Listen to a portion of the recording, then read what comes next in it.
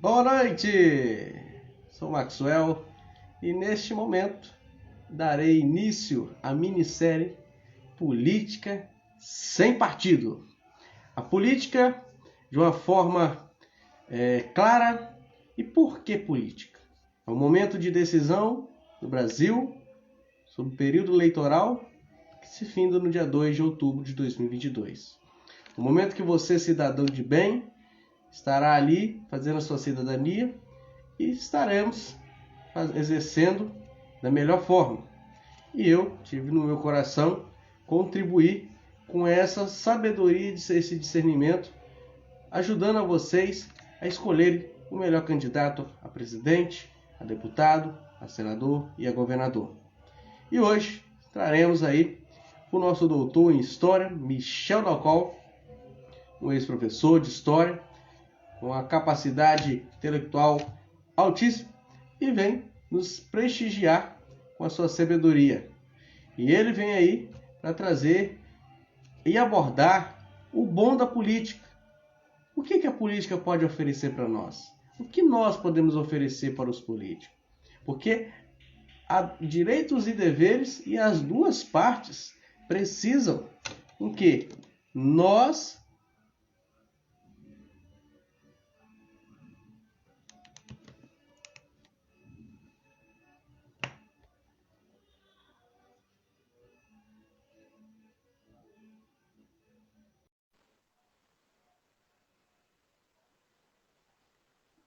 precisamos aí.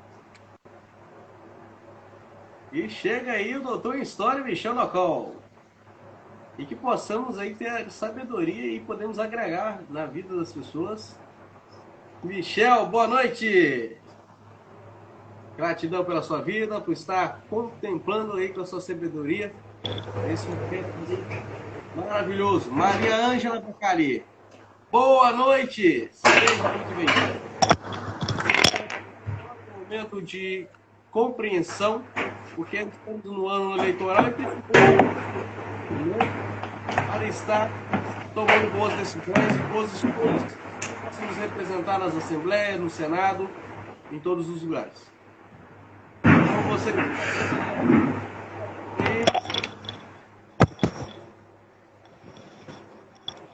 Histórias nas redes, boa noite! Fique à vontade. Opa, boa noite, querido Max. Michel. Oi, tá me ouvindo bem? Perfeitamente. Opa, que maravilha, que bom. Que a paz esteja com vocês aí, com todos os amigos e amigas da tua rede. Uma alegria estar aqui com você, Max. Uma alegria muito grande. Eu fico feliz, porque damos início aí um projeto maravilhoso que vai trazer discernimento e sabedoria, que as pessoas nesse ano de 2022 possam tomar boas decisões e possam colocar pessoas nas assembleias, no Senado, para nos representar e que essas pessoas possam criar projetos, leis que beneficiem o público, que somos nós, cidadãos brasileiros. E nós, cidadãos brasileiros, precisamos fazer a nossa parte. E hoje e as demais pautas, vamos agregando semana a semana o que precisamos fazer para votar bem e votar consciente. Hoje eu quero trazer a vocês aí o doutor em História, Michel Dalcol, e quero saber quem é Michel Dalcol? Quem é Michel Dalcol? Estou ouvindo perfeitamente. Tive um pequeno problema aqui no áudio. Não sei se apareceu uma notificação de áudio. Apareceu para você, não? Não, ainda não. Ah, que ótimo.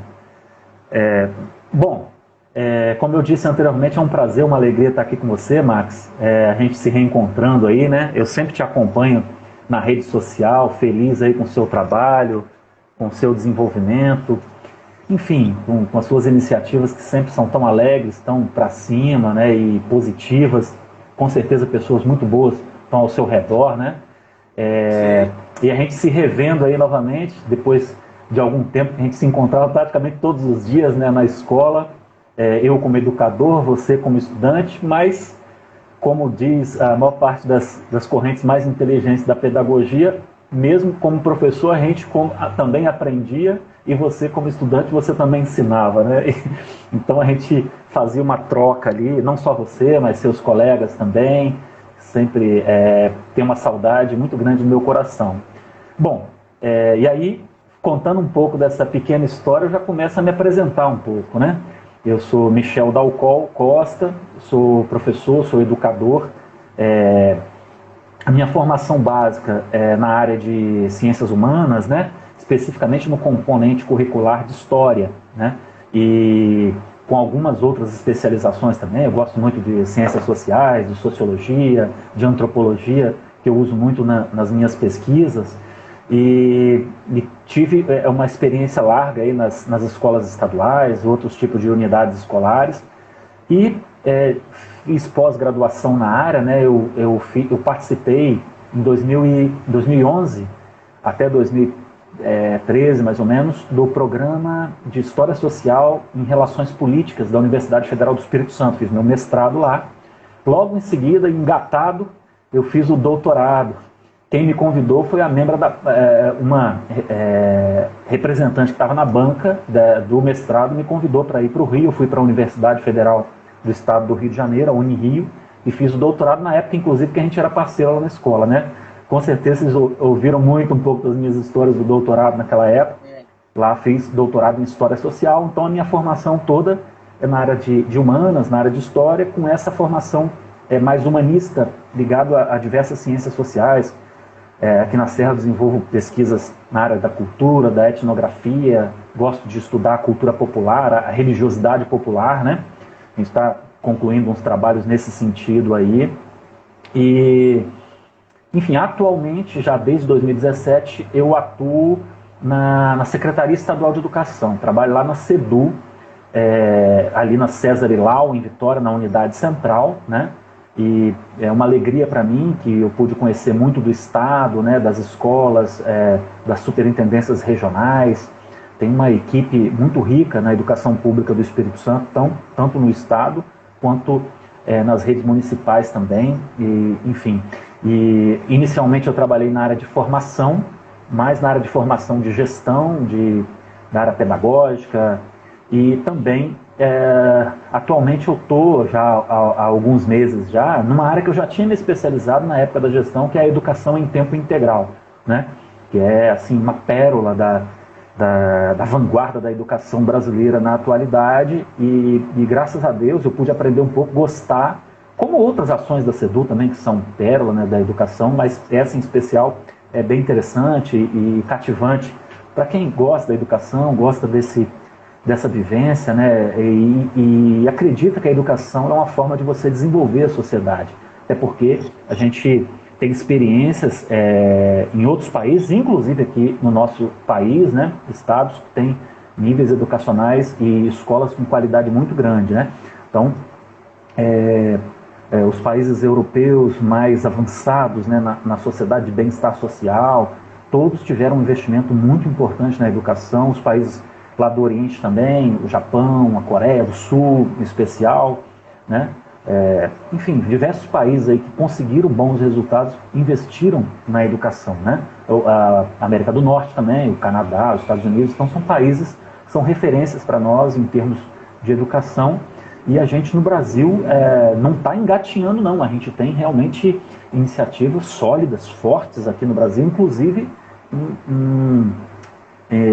no Nordeste brasileiro, em regiões muito pobres, muito carentes, que conseguiram níveis de aprendizagem e de qualidade de educação muito grande. Então eu estou nessa seara aí.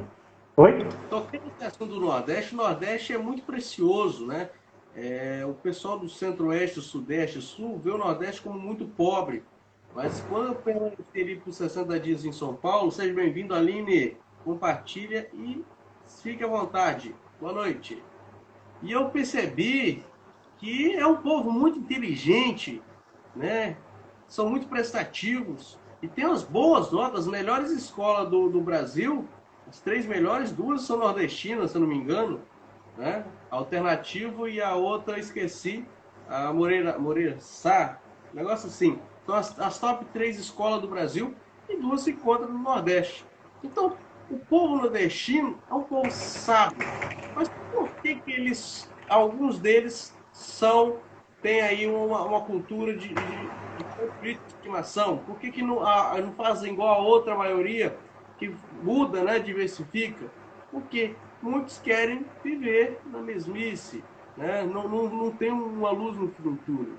E hoje eu quero trazer com essa minissérie conhecimento para destravar essa nação e que você que está aqui conosco possa ter consciência em votar no novo, que queira mudar a logística, a política brasileira de uma forma mais clara e mais eficaz. A mesmice, a politicagem não mais faz a cara do Brasil. E hoje eu quero saber de você, Michel, qual é o lado bom da política? O brasileiro não está nem aí para política. Falar um português rasgado.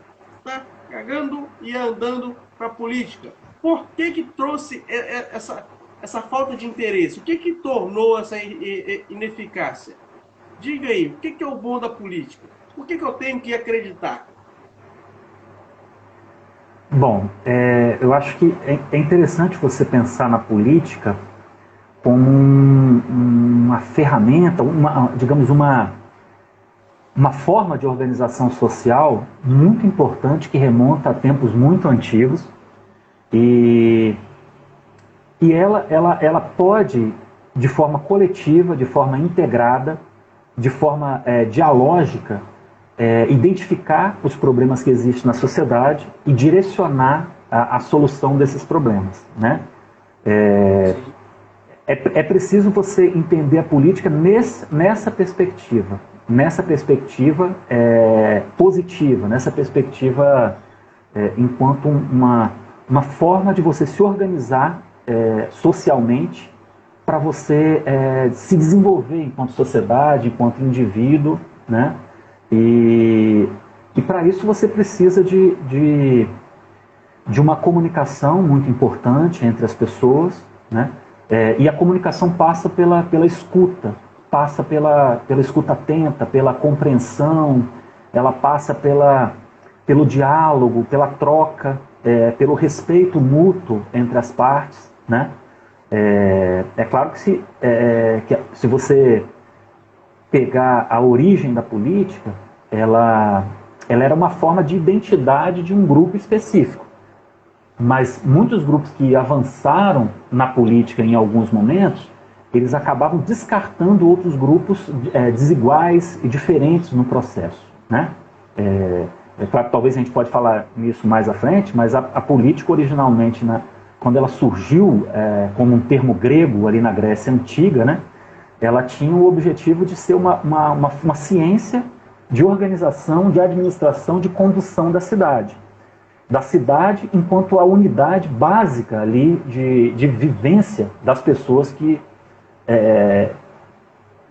existiam naquele momento ali, né? Você não tinha uma nação. É claro que muitos líderes e exércitos buscaram constituir estados, impérios gigantescos, mas a cidade era uma unidade básica onde onde as pessoas viviam a vida material sem redes de comunicação muito avançada, e ali eles precisavam se organizar tanto para viver uma estabilidade, para poder viver a vida, se alimentar, produzir, quanto para, à medida que surgissem as dificuldades e os problemas, eles tentarem encontrar soluções para aqueles problemas. Então a política, ela vem da polis, né? Ela é uma ciência de administração, de organização da polis, digamos assim, para a gente falar de forma bem grosseira. E aí, só que aí, nesse contexto, é que eu estava falando que, por exemplo, algumas pessoas eram descartadas. Só quem participava desse processo eram os cidadãos da elite, pessoas que tinham privilégios sociais naquele contexto, né? Então, as mulheres ali, elas com certeza tinham uma influência muito importante na vida do homem, né? Até porque convive, o homem, a menos que ele seja uma pessoa extremamente pervertida, ignorante, grossa, ele no seu contexto, na sua intimidade, ele não vai escutar, não vai dialogar e não vai receber toda a influência que o lado feminino dele traz para a vida dele, né? Mas naquele contexto, realmente, pela cultura, a mulher era um ser da vida particular, da vida privada. Então, ela não participava da vida pública, aonde os homens, os cidadãos. Isso no caso de algumas cidades-estados gregas, né, aquelas que deram origem, digamos assim, à democracia, né, à participação. Então, a política ali, ela tinha esse sentido muito positivo, de um privilégio muito grande de só as pessoas da elite, as pessoas muito educadas, as pessoas que tinham autoridade para participar, que discutiam do processo, muitas vezes em praça pública.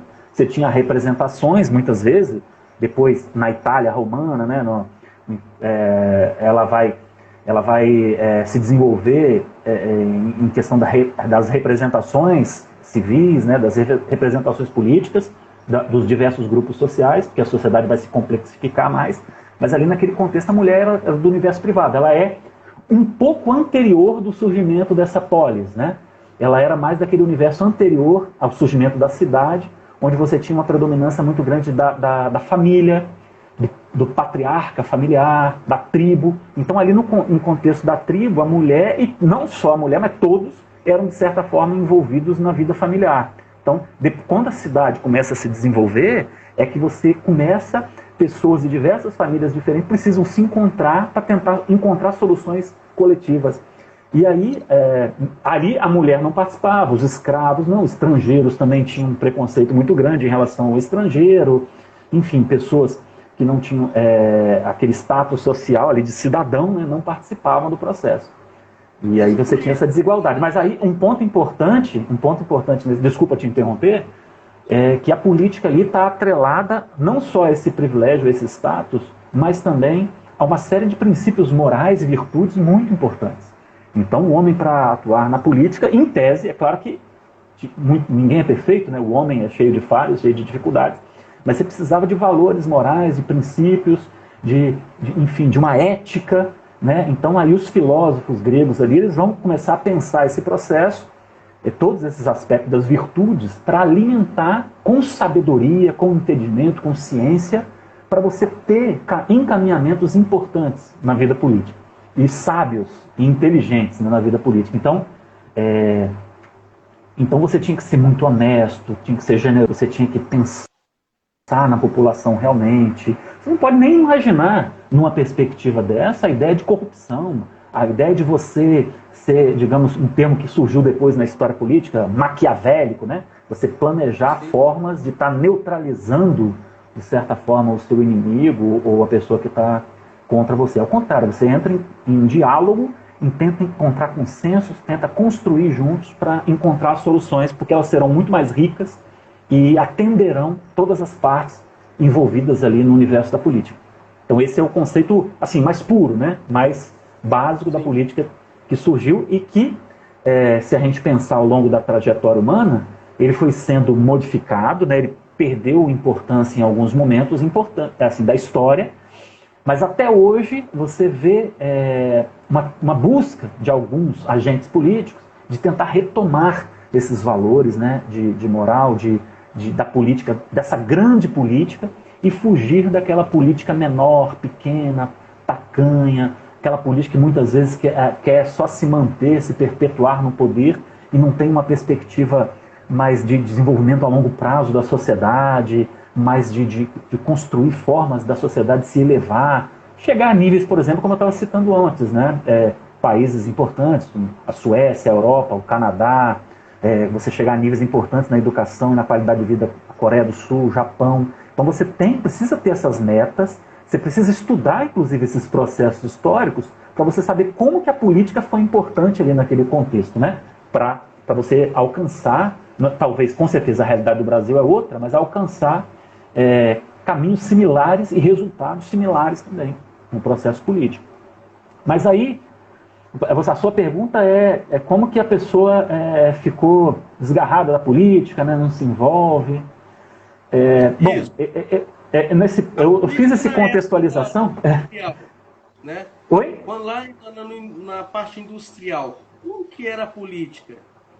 A parte administrativa, como que ela se envolvia na era industrial, na era do campo, até os dias atuais, que é a era da informação? Bom, eu acho que desde essa Grécia Antiga até esse período da Era Industrial, talvez você esteja se referindo ao início do século XVIII, XIX, né?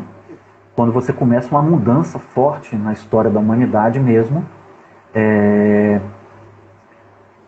claro que a Era Industrial ela é muito ampla, né? Ela começa lá no século XVIII na Inglaterra e vem até os dias atuais, com a informática, com a robótica, com uma série de coisas. Você está ainda num processo de desenvolvimento.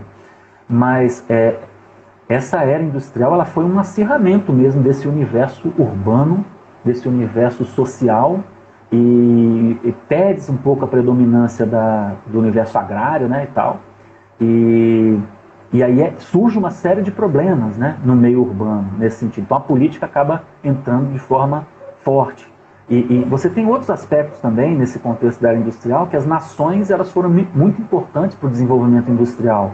Então os estados fortes da Europa, eles defendendo os seus interesses, de certa forma, eles vão acabar digamos assim, favorecendo até o surgimento das grandes guerras mundiais, a crise do liberalismo, uma série de coisas, né? Mas eu acho que um ponto importante nisso aí é que você tem que ligar a essa era industrial pensando na história, né? Depois a gente pode voltar, e sempre vai voltando para o presente nesse vai e vem, assim.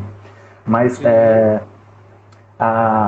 você precisa ligar isso ao surgimento, ao desenvolvimento do humanismo, ao surgimento do pensamento iluminista, né, que vem desde o século XVI, XVII, do pensamento racional, do pensamento científico, que vai descambar tanto para a revolução econômica da indústria, mas também revoluções no direito, na justiça, nas liberdades, revoluções no universo cultural importantes, né, e no universo da política também, e no universo dos costumes, da cultura, do entendimento do que é o homem. Esse momento histórico, pré-industrialização, né, ele voltou um pouco naquele universo da Grécia Antiga que eu estava mencionando para vocês, né, bebeu um pouco naquela coisa que se perdeu, de certa forma, ao longo da Idade Média, por exemplo, né, que você teve uma predominância muito grande da fé cristã, da fé católica, especialmente, né, e um mundo agrário muito grande e tal. A sociedade perde aquela complexidade, embora estudiosos da Idade Média tenham demonstrado que foi um período muito rico, culturalmente também, surgimento das universidades, surgimento do pensamento, várias correntes de pensamento. Enfim, tem uma riqueza muito grande da arte, uma série de coisas. Mas um ponto importante é o seguinte, em termos da política desse período industrial, é o surgimento dessa cidadania, dessa retomada dessa cidadania.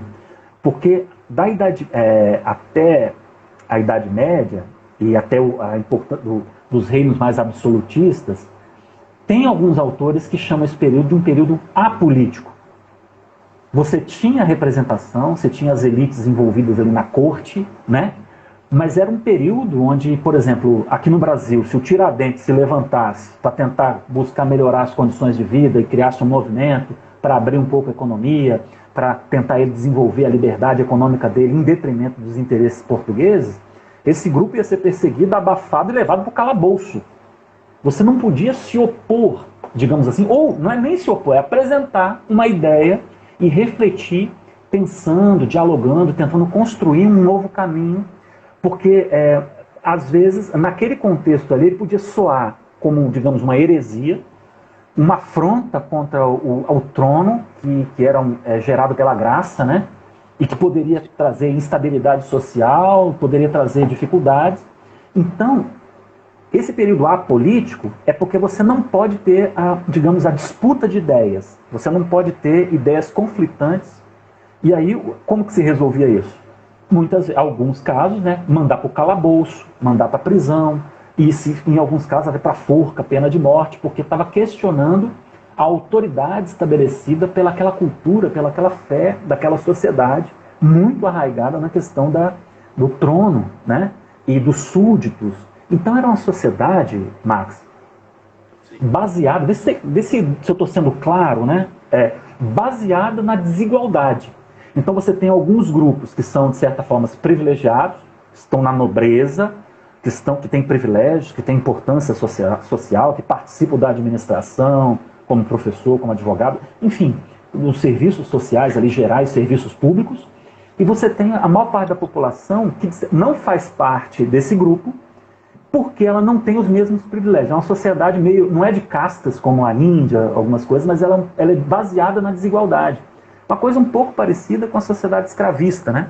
Quer dizer, o escravo ele não era cidadão e ele não podia participar da política. Era uma sociedade baseada na desigualdade. Quando você tem essa renovação que vai gerar a industrialização que você citou, surge o novo conceito de homem baseado na igualdade das pessoas pelas leis naturais. Então todos os homens são iguais, independente de qualquer circunstância. Isso vai questionar uma série de coisas, como a própria escravidão que existiu desde o mundo, desde a Grécia, né, que eu estava citando agora há pouco, da Roma, e no caso do Brasil, da América, dos Estados Unidos, inclusive, teve um outro perfil, mais africano, baseado na discriminação racial, uma série de coisas, mas é a escravidão. É você basear o seu domínio na opressão de um outro grupo por ele ser considerado diferente de você, desigual, menor que você, inferior, então você domina ele e ele não tem cidadania. Não. E nesse lugar, apolítico, que eu estou citando para você, não tem política. Porque as pessoas têm uma ideia única que predomina, né? E os grupos são desiguais, você não pode... A política, muitas vezes, ela é baseada no diálogo, no confronto de ideias, não para gerar uma tensão, não para gerar um desgaste, mas para você chegar a consensos e encontrar soluções coletivas que atendam a todos. E aí, no caso, esses desgastes, que são as tensões próprias da política, muitas vezes, às vezes isso gera o afastamento. Esse é um ponto que gera o afastamento, e as pessoas passam a não gostar da política. Não sei, porque às vezes as pessoas não encontram soluções, ficam... E um outro ponto é a questão da falha moral de caráter, da corrupção, né? Que a pessoa entra lá, é eleita pelo povo, e chega lá e começa a agir completamente contra aquelas virtudes que eram valorizadas na política lá da Grécia, a honra, a honestidade, o trabalho pela sociedade, pelo bem comum, um serviço à sociedade, um servidor, né? Só que essas coisas, muitas vezes, elas se integram.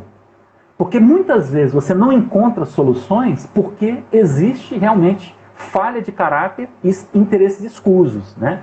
É preciso buscar uma pureza de diálogo, de escuta real, atenta, uma presença, para você realmente encontrar soluções, né? Por exemplo, a questão do desemprego, a questão da educação e tudo mais. Fala. Então você se torna ineficiente no partir do momento que cada um está por si. Ninguém está se preocupando com a essência da política, correto?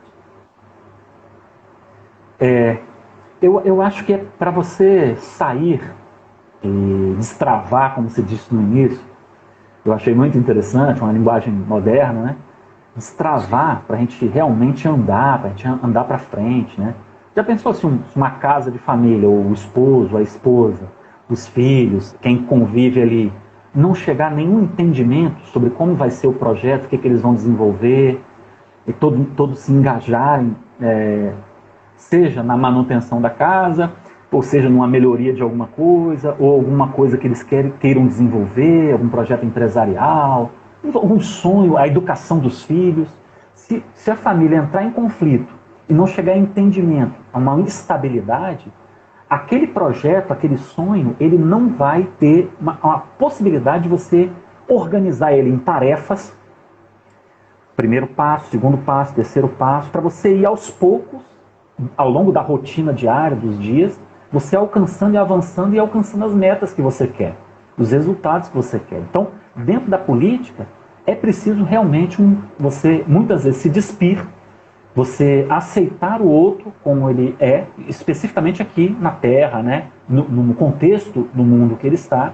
E eu acredito que essa estabilidade, essa capacidade de escuta, de compreensão, pode ser favorável, inclusive, por exemplo, para a educação cristã, para o trabalhar do espírito, né? O São Paulo, ele dizia, São Paulo, São Pedro, ali nos apóstolos, ele dizia muito que era importante que a sociedade vivesse em paz, respeitando seus governantes, para que houvesse estabilidade e a educação conforme a piedade do Espírito Santo pudesse acontecer.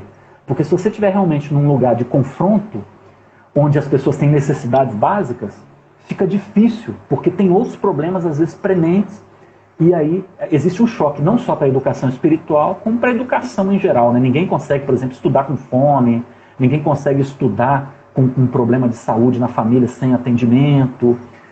Enfim, são situações, são problemas às vezes sérios, graves, difíceis de resolver, mas que o que eu gostaria de trazer essa mensagem, que por meio da política você pode desenvolver, se houver essa possibilidade das pessoas se congregarem, né? Das pessoas nos espaços devidos, com respeito pelas individualidades e pela cultura pessoal de cada um. O processo que você precisa criar para ativar essa chama de querer defender literalmente a política e não a politicagem, qual é o processo que eu tenho que fazer para que isso volte a arder no coração das pessoas e elas lutarem pela democracia?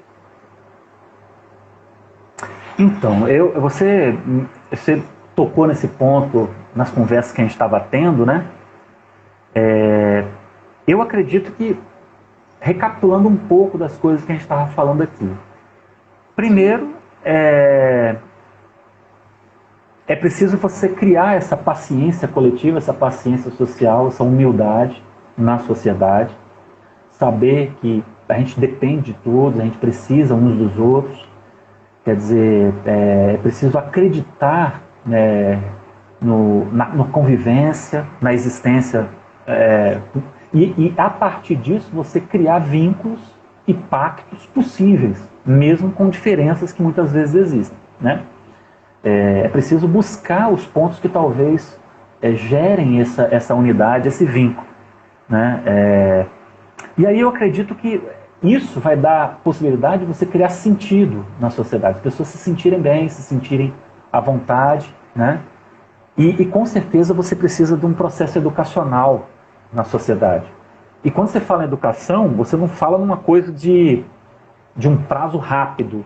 Você tem que pensar num processo mais longo, mais distante, às vezes com metas de curto prazo, de médio prazo, de longo prazo, né?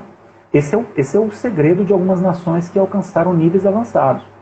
E essas metas, pactuadas pela sociedade, todos precisam se engajar nelas, nesse projeto, tendo clareza do problema que se quer resolver, definindo o repertório de ações e caminhos que você pode, ferramentas que você pode usar com a participação de todos os agentes, né?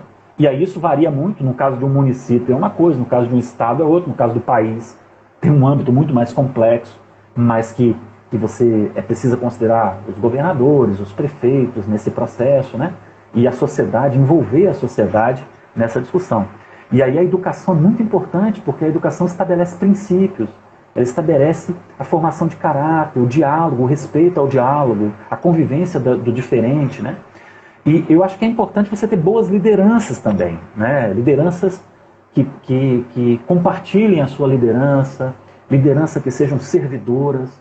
Liderança servidora, esse conceito é muito importante no pensamento do desenvolvimento humano, desenvolvimento social, né?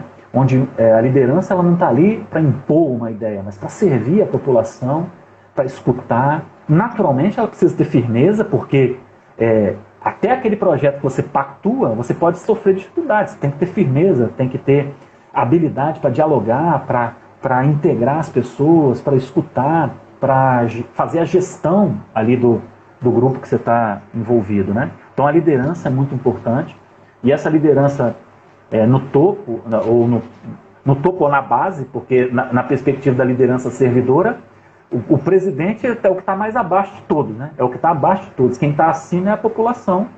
Enfim, ele está na base, distinta, por exemplo, de algumas concepções políticas lá do mundo antigo. A gente estava citando a Grécia, mas o Egito Antigo, por exemplo, né, era baseado no faraó, digamos assim, que era uma concepção de liderança muito divinizada e muito arrogante, pautada no seu próprio eu, na sua capacidade individual. Todo mundo tinha que louvar, ovacionar e achar que fosse um Deus. Não.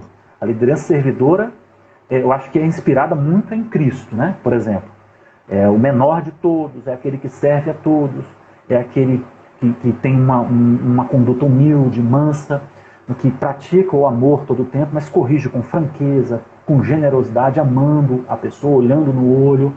enfim, e respeitando a pessoa, mesmo sendo um indiferente, mesmo sendo de um outro grupo. Então, eu acredito que a liderança precisa ter esse tipo de inspiração, né? E esse tipo de conduta. E eu acho que um ponto importante é um verdadeiro nacionalismo, um verdadeiro patriotismo, né? E eu penso que esse patriotismo, ele passa, ele acaba nutrindo tudo isso que eu estou falando, porque quando você pensa numa nação, numa pátria, você pensa numa nação, digamos assim, onde todos são uma família, estão hermanados, todos são filhos daquela pátria, nasceram ali, né? Então todos são respeitados e todos precisam ser amados. Enfim, e aí isso fundamenta, por exemplo, a solução do problema da educação, de você gerar uma educação de qualidade, que vai reverberar e impactar a questão da violência urbana, né? Isso instrui a gente para resolver o problema do desemprego, por exemplo, da população, da maior parte da população, ou então subemprego, situações de mal-estar social. Quer dizer, tem gente que fala que está comendo pão que o diabo amassou, a população, né? Mais pobre, das periferias. Hoje possuímos no Brasil 33 milhões de pessoas que estão na extrema miséria, né? Sobrevivem entre 150 a 450 reais. Então você vê um número de pessoas, uma parcela muito grande na extrema miséria. E por que essas pessoas estão na extrema miséria? É um ponto a pensar. Por quê? Não teve uma base, né, educacional muito boa. O MEC está há mais de 30 anos defasado, o ensino defasado. E aí essas pessoas, é aquilo que a Bíblia diz, né? Você não falta dinheiro para você, o que te falta é conhecimento. O conhecimento, e ele sendo aplicado, ele te dá retorno financeiro. E essas pessoas precisam desse conhecimento, de uma educação que possa se tornar de primeiro mundo e ter motivos para conhecer, para ter sabedoria, porque quando você tem um nível de intelecto, é o que acontece nos países de primeiro mundo, é aquilo que nós conversamos lá na sua casa. Em vez de ficar apontando o erro, por que não vamos apontar a solução do problema? É muito mais prático, né? Você resolver do que acusar e ficar naquela mesmice e trazendo esse desgaste nas pessoas e não acreditando. Pode continuar. E aí eu quero saber de você, Michel, quais critérios devemos tomar para decidir em quem votaremos? É um ponto muito interessante essa live de início. É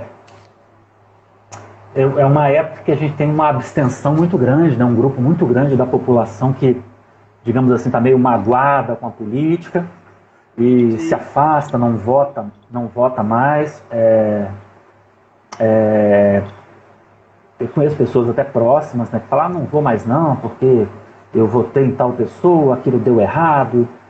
Surge uma série de fatos e acontecimentos que acontecem entre os grupos políticos ali, né, que acabam desestabilizando aquela crença popular, no indivíduo, né?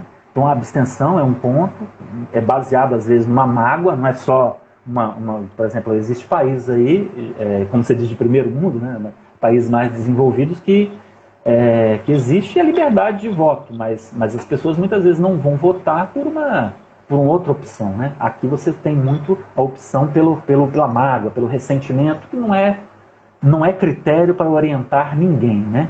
Igual quando você vota em alguém por ressentimento de outro também. Isso aí não é interessante, não é um critério interessante para você desenvolver e você demonstrar o seu posicionamento social, a sua ideia, sua liberdade ali dentro daquele grupo, né? Por mais que haja milhões de pessoas dentro da pátria, dentro da nação, aquele voto único ali, ele é muito importante, ele precisa ser muito respeitado, porque talvez só ele pode estar certo. Vamos dizer, todo o resto vota errado e aquele esteja errado. E aí você vai olhar na história das análises das ciências sociais sobre o voto, tem uma discussão sobre o voto cristão, por exemplo, né? Desde a Europa do século XIX, quando a política começou a ganhar força, corpo, o voto cristão é um critério importante para você pautar, né? Você pode entender esse voto cristão como uma questão mais de costume, né, relacionado ao universo do pecado, ao universo das transgressões baseadas na Escritura. E você pode também usar o voto cristão pelaquela perspectiva que eu falei anteriormente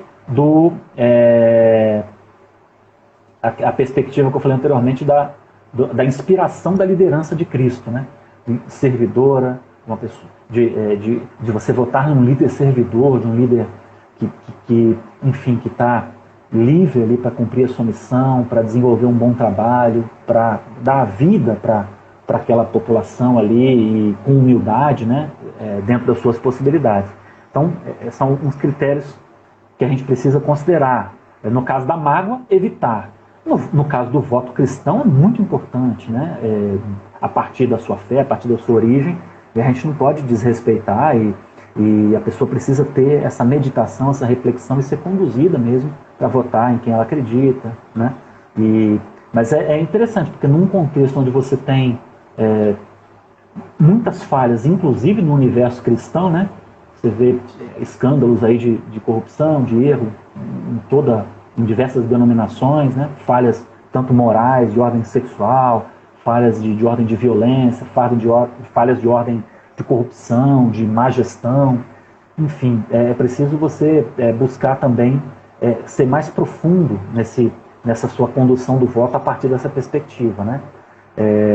Enfim, e eu acho que aquele que eu falei anteriormente, votar em alguém que escuta com paciência, que é humilde, que está ali para construir junto, que está ali disposto a integrar a sociedade para você alcançar as condições de você solucionar os problemas, você cientificamente ou claramente, né, você identificar os problemas, ver as causas dele, atuar nas causas, como um médico faz. Você pensou se o médico tivesse a política norteando o posicionamento do senso comum? Não pode.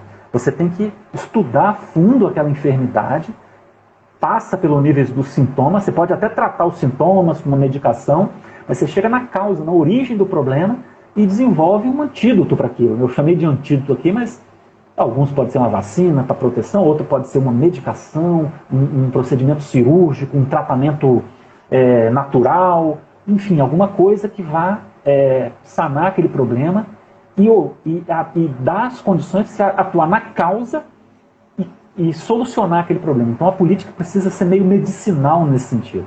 Então ela precisa ser educacional, nessa perspectiva que eu estava citando anteriormente, no sentido de pensar em longo prazo, de você pensar no aprendizado social, de você ter humildade naqueles que têm ritmos diferentes de aprendizagem, naqueles que têm dificuldade. Você tem que ter esse respeito total e humilde, né, diante da sociedade. E outra, muitas vezes a comunicação falha, você precisa ter calma, esperar o momento certo eu gosto muito de uma palavra bíblica que diz que a pessoa sábia, ela mantém a paz em todos os lugares. Não sei se você conhece esse provérbio, né? É um provérbio bíblico que é muito importante, né? Então é claro que a um primeiro momento você pode ter um desconforto, mas a paz virá nesse sentido. E aí eu acho que é interessante você perceber que nem todos são perfeitos, entendeu?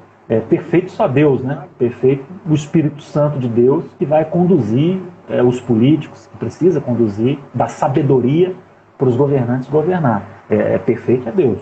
Agora o homem é falho, cheio de dificuldade, cheio de erro, mas é preciso você ver a humildade nele, você ver a perseverança nele, a perseverança no que é certo, a perseverança, por exemplo, num projeto que tem, às vezes, resultado que só vai dar depois de 15, 20 anos. Você nem vai ver, vai ser seus netos que vão ver.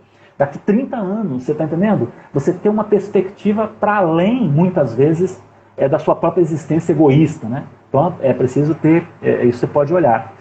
E aí, esses são alguns critérios importantes. Mas eu acho que aí você pode chegar na análise propriamente dita dos candidatos que se apresentam, né? Isso é o geral, os princípios gerais de critério, mas a análise propriamente dita é você escutar.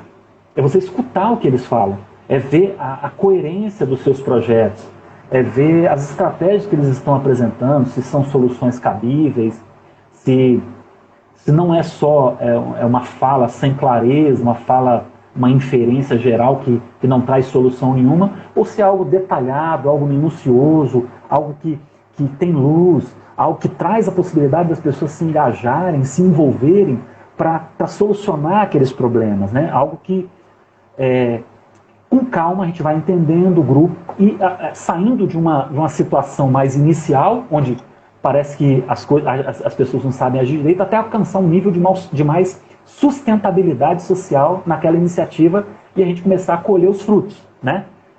É como plantar uma lavoura. Você planta e aí vai tendo que cuidar para depois colher os frutos. E essa questão dos altos salários para as pessoas que não têm ali a responsabilidade sobre as suas consequências, né? Que é o puro privilegiado enquanto mantém em mandato.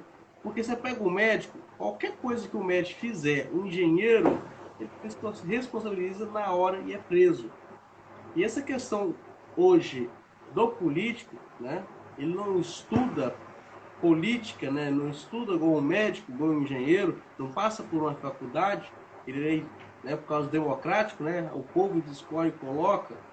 E esse alto salário e tantas regalias, né? Melhores até mesmo que a Rainha Elizabeth, por que isso?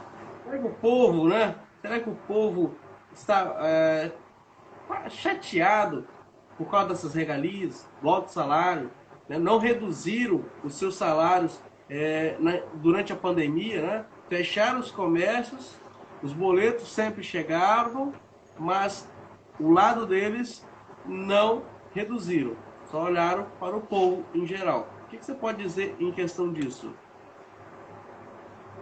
Mas, Max, isso é uma matéria complexa, né, dos salários. Eu acredito que está associado a muitos fatores, está associado digamos, ao valor relativo que a sociedade dá para determinada função, né? Está associado ao prestígio que aquela função tem, de certa forma, na sociedade, a importância.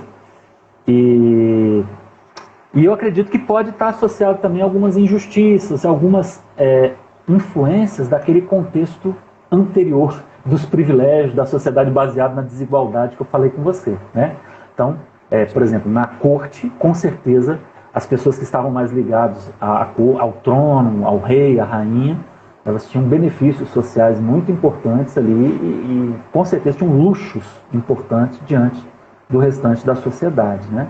E aí, você citou aí a coroa britânica, né? Sim. Enfim, que até hoje mantém, e outros países também mantêm a monarquia dentro de um contexto de democracia, mas no caso, ali, a corte, ela parece que ela se desenvolveu e alcançou níveis sociais de engajamento e de vínculo com a sociedade um pouco distintos, né? É um pouco semelhante ao que aconteceu aqui no Brasil, no contexto, por exemplo, de Dom Pedro II, né, do Império Brasileiro. Realmente o que veio depois do Império Brasileiro, a política dos coronéis, dos ex-escravistas, que fizeram aquela república velha ali, ela trouxe uma série de retrocessos para o que estava sendo desenvolvido ali no Império. Dom Pedro é um homem muito humilde. Enfim, dizia que se saísse da condição de imperador ia se tornar professor, era um homem que gostava das ciências, que valorizava, que amava a população, ficou mais de 40 anos no poder, né? E sim, na Europa era muito respeitado, enfim, e trabalhou para a questão da libertação da escravidão, mesmo dentro de uma cultura um pouco escravista, mas ele foi. Então a família real, ela em alguns casos, como na Inglaterra, nesse caso aí, em alguns aspectos do Brasil, de certa forma, tem essa possibilidade de ser um exemplo para as demais famílias, né? Então é aonde todos precisam chegar. Se a família real está tendo bem-estar, é preciso que a sociedade também tenha o reflexo desse bem-estar. É como se fosse o príncipe do bem-estar, né? Então, se ele tem, esse bem-estar se estende para todos. Então, isso é importante. E no caso da Inglaterra, você tem uma sociedade que se desenvolveu muito, né? E um bem-estar social muito grande, praticamente pleno emprego, uma educação de primeira qualidade. Você tem todas as condições para as famílias se desenvolverem. Enfim, um sonho de vida que o projeto brasileiro tinha que alcançar. mas é preciso uma unidade social, né? Uma vez eu achei interessante, a política na Inglaterra ela é muito silenciosa. Você não, por exemplo, as campanhas não são muito barulhentas, as pessoas param para escutar os candidatos, uma sociedade muito, entre aspas, madura nesse sentido, né? Pode ter os seus conflitos, as dificuldades, com certeza tem, mas é um pouco mais...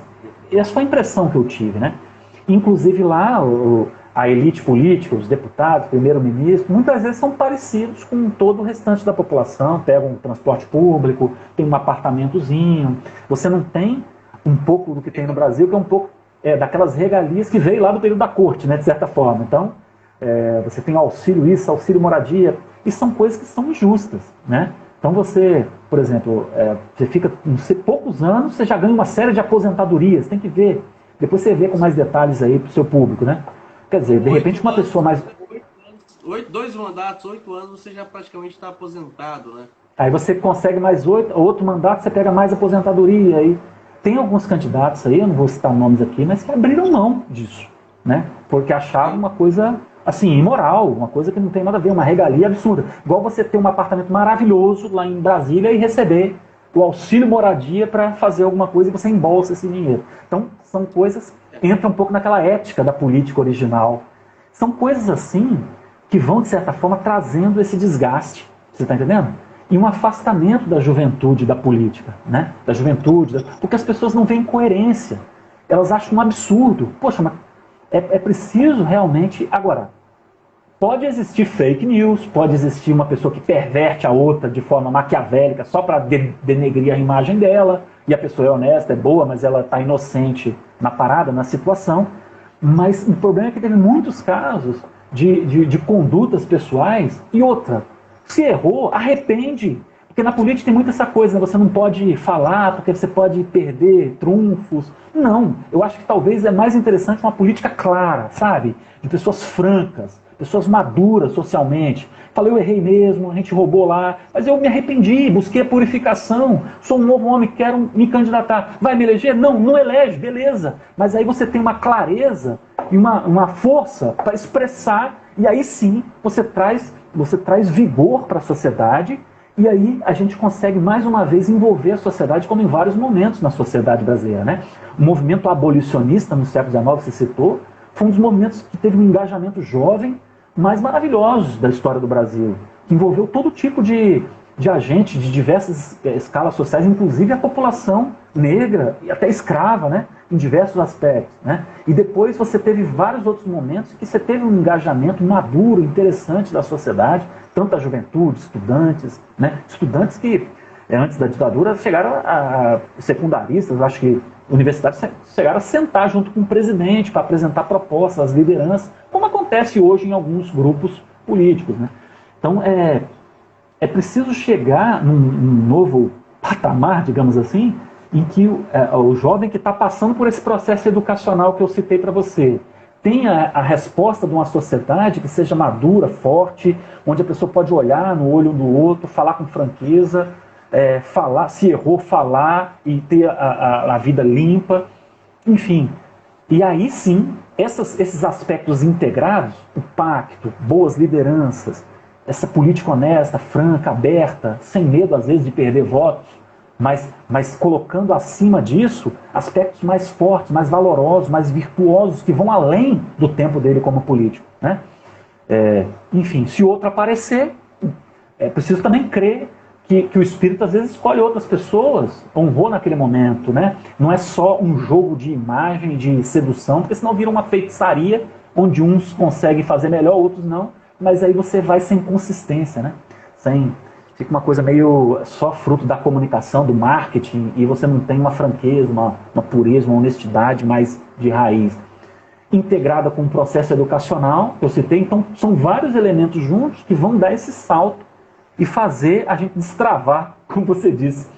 Isso, a gente pode dar saltos rápidos, mas também certas coisas podem ser mais demoradas, médio prazo, mais longo, mas a gente precisa ter a maturidade de ir compreendendo, tendo paciência, um tranquilizando o outro, como família, como comunidade congregada, como um apoiando e fortalecendo o outro no processo. Eu não sei se eu te respondi, não sei se eu fugi um pouco da tua pergunta, mas eu acho que tudo está um pouco dentro dos altos salários, né? que eu citei um pouco da Inglaterra. E agora? É aquela vida mais simples, né? Você vê os ministros, as pessoas, né? Sendo pessoas aqui no Brasil, entrando na política, você já em outro patamar. Você não é mais ser humano, você é outra coisa. E nos países do Max, mundo, sim. tem um ponto importante sobre os altos salários que é interessante falar, porque com certeza você tem a iniciativa privada e você às vezes consegue escalar a sua capacidade de rendimento e você cresce, fica um milionário, ganha dinheiro.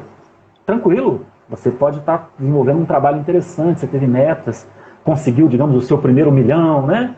O seu primeiro 100 mil, como o pessoal discute e tal, e está difundido dentro da juventude, que quer progredir, que quer prosperar, que une, inclusive, o crescimento financeiro e econômico com missões de vida, para ajudar as pessoas. Enfim, é respeitável.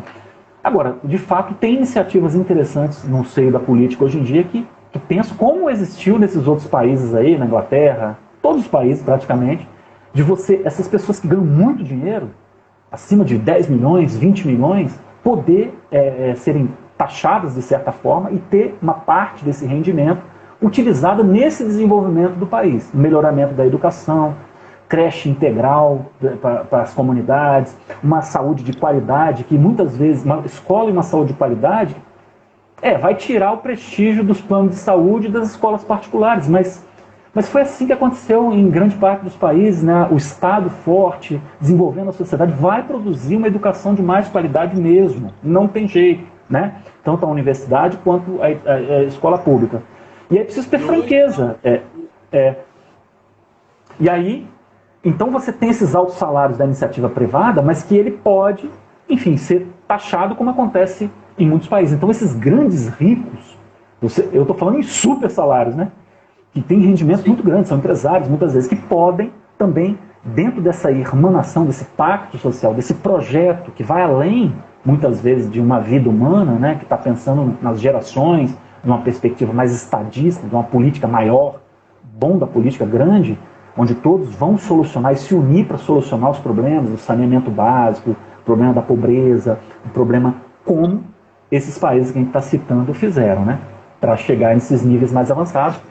Aí tem alguns coaches que falam assim, não, vai ter um sofrimento, a gente vai sofrer, para mudar a gente precisa sofrer, então, mas são pequenos sofrimentos que vão trazer uma alegria e uma paz e uma estabilidade mais de bem-estar social que vai favorecer o avanço educacional, tanto conforme a piedade pelo Espírito Santo, que é o que a gente quer a transformação dos corações. A gente quer o assassinato fugindo na nossa sociedade. Poxa, no século XIX, no Espírito Santo, os presidentes de província, na época não era governador, né? Tinha uma meta, e lá era assim, de não ter nenhuma morte. E morria 2 pessoas no Espírito Santo do século XIX, eles já ficavam, né? Poxa, hoje em dia a gente tem não sei quantas mortes, a gente vai ficar calado? A gente não vai se manifestar, não vai tentar solucionar esse problema, dar estabilidade, tanto para a educação, desenvolvimento humano da pessoa, porque você desenvolver o humano, ele é importante, como desenvolver o espírito, né? A gente fez a reverência a Cristo como a liderança servidora, ele congregava, né? Uma plenitude humana e uma plenitude divina, né? Então é preciso você ter esse equilíbrio mesmo, né? Entre esse processo. E aí você ter essa estabilidade onde as pessoas possam cuidar da sua saúde com qualidade, possam ter alimentação, possam projetar a sua vida, ter projetos de vida dos seus filhos, terem todo o atendimento, o apoio social. E aí esse seria um caminho interessante para a política, entendeu? E para os altos salários. Você ter essa solidariedade, entendeu? Ô Marcos, desculpa. Essa solidariedade com quem ganha altos salários.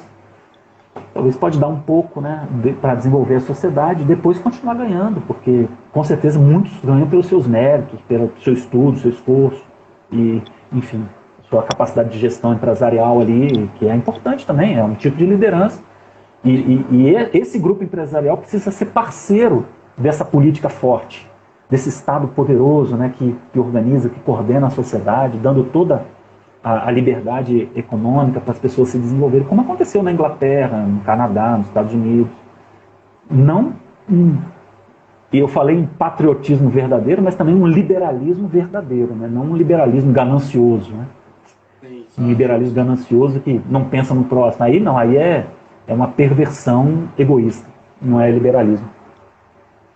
E aí, hoje eu estava vendo um documentário da Jovem Pan, da Jovem Pan, que hoje o Brasil, na verdade nem Jovem Pan, Jovem de Negócio, né? Bruno Perucho. E ele falava ali que o Brasil hoje tem um PIB de 8,7 trilhões e tem um gasto de 4,6. Max, Alô? desculpa, parece que seu áudio baixou um pouco. Você repete de novo, por gentileza? Tá me ouvindo? Tô ouvindo. Hoje eu estava vendo Jovem de Negócio no canal no YouTube do Bruno Perucci. E ali ele falava que o Brasil tem um PIB em 2022 de 8,7 trilhões e um gasto de 4,6 trilhões. E aí fica a pergunta, será que esse gasto é um gasto bem investido? Porque tem um grande valor de superar, né, levar muitas obras, né, os valores das obras, fundo eleitoral altíssimo de 5 bi, são coisas, as regalias, a quantidade de deputados, senadores, não tem a necessidade para tantas pessoas, né, exceto grandes cidades, e isso comer, vamos dizer, de uma forma simples, grosseira, comer isso do gasto, né, da máquina pública, porque poderia ser investido muito bem na saúde, na educação, na segurança. Vemos um grande problema na segurança, né? Em São Paulo, em várias cidades, até mesmo, né, nossa cidade aqui em Cariacica, próximo da gente, sempre teve esse problema com segurança pública. A saúde também, né, é um caso à parte. Vamos ensinar nas próximas lives como se imunizar e não depender 100% da máquina pública, né? Que você tiver um corpo saudável, você tem menos riscos de adoecer e não fica à mercê horas e horas dentro de uma unidade de saúde. E o meu desejo ardente é que esse PIB gasto que seja muito bem gasto, né? Podia ser 6 tri de dívidas, né? De gastos, mas que ou também estava vendo na Jovem Pan que a maior rodovia do planeta é a Transamazônica, e isso faz com que a maior parte dela não é asfaltada ainda. Por que esse dinheiro não é tão bem investido? Aí eu gostaria de saber de você, Michel, aonde que está a falha? Está a falha na fiscalização ou em nós mesmos?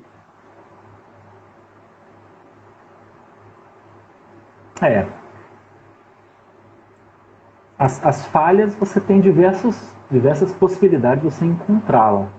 Com certeza, se você tem uma nação unida em prol de um projeto, onde todos estão engajados, você tem uma liderança servidora pautada em princípios de servir a sociedade, para pensar o que vai além do seu grupo político ou de uma ideologia falsificada, você já cria uma base de monitoramento onde os problemas vão aparecer com mais frequência, você vai identificar mais rápido, solucionar, sanar, né? Enfim, é uma questão de monitoramento, né? De você acompanhar o processo e, enfim, ter canais, mas a sociedade brasileira ela tem instituições importantes, entendeu? Para fazer esse monitoramento das questões ilegais, por exemplo, né?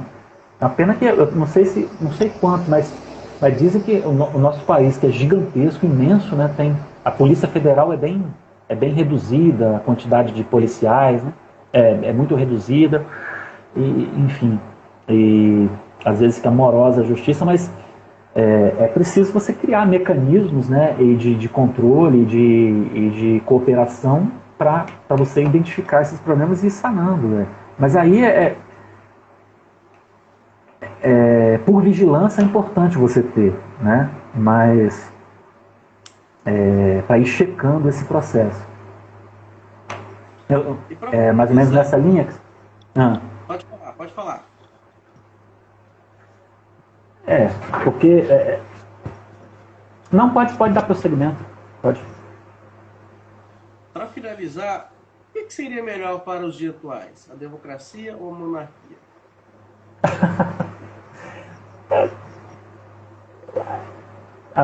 A democracia ou a monarquia, a gente já viu aqui na nossa conversa que tem alguns países que unem as duas, né? Elas não são necessariamente opostas, né? Não, é claro que aquele grupo que eu falei com você que surgiu lá no Iluminismo, que tentou criar uma sociedade mais política, baseada no individualismo, se opôs à ideia de monarquia como se fosse algo contrário. Mas não necessariamente é, como exemplo da Inglaterra e outros países que têm democracia e têm ao mesmo tempo monarquia. Elas não são opostas. Mas eu acredito que vai muito pela cultura do país, né? Da cultura do povo, do que o povo decidir, enfim. Agora eu acho interessante você ter a gente falou da Idade Média aqui, né, que é um período que teve uma discrepância entre aquele mundo antigo lá da Grécia democrática e depois o Iluminismo, que vem trazer uma luz para a sociedade, uma valorização da educação, da ciência, da industrialização, do meio urbano, quer dizer, como se isso fosse a solução. E a Idade Média ela tem alguns princípios que muitos pesquisadores acham interessantes, mas a questão da honra, da questão da nobreza, da realeza, isso é uma coisa muito interessante, entendeu? Porque essa nobreza, ela faz com que você olhe o outro com elegância, com honra e, enfim, não como um inimigo feroz, mas ao contrário, muitas vezes, dentro de um princípio correto da realeza, do rei, né? Ele vai ser um rei humilde que vai servir aquela pessoa, vai virar um vassalo daquela pessoa, dependendo da gratidão que ele tiver. Então são valores que vão pautar o processo, a generosidade, a gratidão, a virtude. Esse ponto interessante na realeza. Esses valores aí que a gente que é cristão está muito presente nas escrituras, né? Quer dizer, quando os apóstolos abrem mão para servir o irmão, servir ao próximo e avançar, na verdade são sacerdotes, são reis, homens com uma nobreza muito elevada, muito correta, né? Que chega até patamares muito angelicais em algumas situações, que vão além muitas vezes, essa imundícia que tem na política atual. Então, não estou querendo aqui propor uma política de anjos, né? mas uma política mais real, né? Que é aquilo que eu estava falando anteriormente, de honestidade, de franqueza, de humildade, de respeito pelo outro, às vezes até neutralizando-se a si mesmo com humildade para a honra e para o destaque do outro, né? Sem picuinhas e sem coisas menores e pequenas da política, né? Que muitas vezes tem dentro dessa política mais que, tipo assim, para você se destacar e você se eleger, é preciso você estar em evidência e outros ficarem neutralizados. Se a gente estivesse tratando entre reis, né? Todos vão ter uma importância naquele processo, todos vão ter uma autoridade e vão precisar ser respeitados, enfim. E mesmo que haja desigualdade de qualificação, de capacidade técnica, quer dizer, você vai reconhecer que o outro tem algo a contribuir. Às vezes você é muito bom em determinada atividade, mas o outro é bom em outra, entendeu? Então isso faz parte da gestão também da política, né? Você perceber como que cada um pode contribuir no processo com a sua peculiaridade, seu estilo, com a sua capacidade de ser valorizado. E isso gerando uma política mais alegre, né? Onde a gente vai solucionando coisas, vai trazendo resultado, e ao mesmo tempo todo mundo se respeitando, se alegrando, feliz por estar junto em sociedade, né? Então isso vai trazer um outro universo. Mas de fato é preciso ir resolvendo os problemas, ir solucionando, porque aí você tem que colocar o que é urgente na frente, né? Porque o que é urgente já não tem mais prazo. Você tem que fazer aquilo, né? Igual você falou da fome aí, da miséria, isso é urgente, precisa ser solucionado. E aí, ir priorizando o que é importante, o que está mais à frente, para você conseguir fazer tudo o que é importante se materializar e a gente ficar caminhando só no que é importante, só no que é bom. E as urgências, necessidade de comer, necessidade de instabilidade por causa de que você não tem como cuidar da sua família, fazer bem para os seus filhos, e colocar a sociedade numa encruzilhada onde a juventude pode ser capturada pela violência, pela criminalidade e ser seduzida ali por esse mal absurdo, né? A pessoa um tipo de crescimento econômico ou de manutenção baseado na violência, no mal. Então, tudo isso está relacionado, né? Então, A sociedade precisa ter clareza. É urgente isso aqui? Como que a gente vai solucionar? Não tem como solucionar agora, então vamos solucionar em 10 anos. Mas vamos solucionar. Né? É urgente. Mas agora, com certeza, não tem como demorar 10 anos para alimentar a população, porque senão isso fisiologicamente não vai resolver e vai trazer consequências ruins, essa baixa nutrição da população.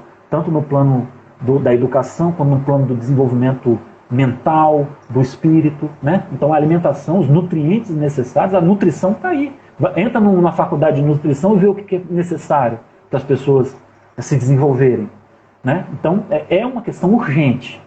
Aí, resolvendo isso, parte para priorizando o que é importante para a gente ir solucionando. Então, a política precisa se pautar nesses princípios interessantes e inteligentes da gestão, que é muito usado às vezes por empresas, por grupos individuais, por pessoas, para você solucionar coletivamente os problemas. Né? Para isso, você precisa neutralizar os ruídos, você precisa neutralizar o que é falso, as ideologias, vai mudar, vai fazer isso, vai fazer aquilo. Isso pode trazer uma falsa sensação de que você está fazendo bem, mas muitas vezes você não está objetivamente cuidando de forma pragmática daquele problema social, daquela situação crítica que as pessoas estão vivendo. E isso nós vemos aí, essa questão do que um mandato finalizou e aí vem o outro que quer reiniciar do jeito dele, em vez de pegar aquilo que é bom e dar continuidade. Né? Então eu que fiz e ponto, acabou. Eu acho interessante as experiências, Max, onde a reeleição não é tão importante. Mas se você está coletivo e irmanado como reis no processo, então você pode ir intercalando. Porque se você precisa de 30 anos para resolver esses problemas no Brasil e transformar o Brasil num outro patamar, abrindo as portas para ser uma Inglaterra, né, uma Suécia, você vai precisar de muitas pessoas. Não tem como se reeleger durante todo esse tempo. Então, você precisa ter um projeto onde todos vão se alimentando ele, avaliando e melhorando ele, onde entra um, depois entra outro. E aí são os mais capacitados, são pessoas que de fato precisam, esse é um critério importante, para gerenciar esse processo, liderar com essa virtude, para fazer com que esses avanços, ainda que pequenos, possam ser celebrados pela sociedade, entendeu? E essa celebração é que vai ser a alegria nossa, né? E vai dar condições das pessoas se conhecerem mais e se divertirem também, e viverem mais alegrias. Cultura demora 100 anos, então não acontece em um ano para o outro, em 10 anos. Mas tem que plantar a sementinha hoje para daqui a alguns anos os próximos possam desfrutar e que possamos fazer que essas boas ações, esses bons projetos possam dar para nós. E agradeço a sua participação, foi sensacional, esses mais de uma hora que estamos aqui batendo papo sobre o bom da política, o doutor em História Michel Dacol, e estaremos aí com essa live direto no nosso canal do YouTube. Eu queria deixar aí no Stories e será convidado para compartilhar também no perfil pessoal do Michel essa live que vai ficar gravada e vai ficar à disposição que você não teve a possibilidade de ver, possa ver e compreender todo o nosso trabalho e o que é o bom da política e como fazer um bom voto, como selecionar de forma criteriosamente e trazendo aí bons candidatos para o Senado, para a Assembleia. E fico com você, meu agradecimento pela sua participação, Michel. Eu que agradeço, Max, por esse bate-papo, por essa conversa. Foi um prazer estar interagindo com você. Sigo aprendendo com você, né? Desde a época que a gente era professor, aluno, aluno, professor. E, enfim, foi uma alegria estar respondendo suas perguntas, dialogando com você. E eu desejo muitas bênçãos para você, para sua família, para todos os nossos amigos aí da rede. Que Deus abençoe o Brasil, né? Que seja feita a vontade dele em todos os aspectos. A gente discute, reflete, medita, mas, acima de tudo, que Deus dirija a nossa sociedade, porque tudo isso que a gente falou, sem Ele, de fato, se a gente seguir num caminho só humano, afastado do Espírito que organiza a natureza e a vida, a gente não consegue andar. Não dá. Sem Jesus não dá, né, Max? Não dá. Sem ele como guia e sentando ao nosso lado para nos direcionar, não dá. Michel, obrigado. Conto com você nas próximas. Tamo junto. Até a Falou, próxima. fica com o Espírito Santo, meu irmão. Fica na paz. Tchau, tchau.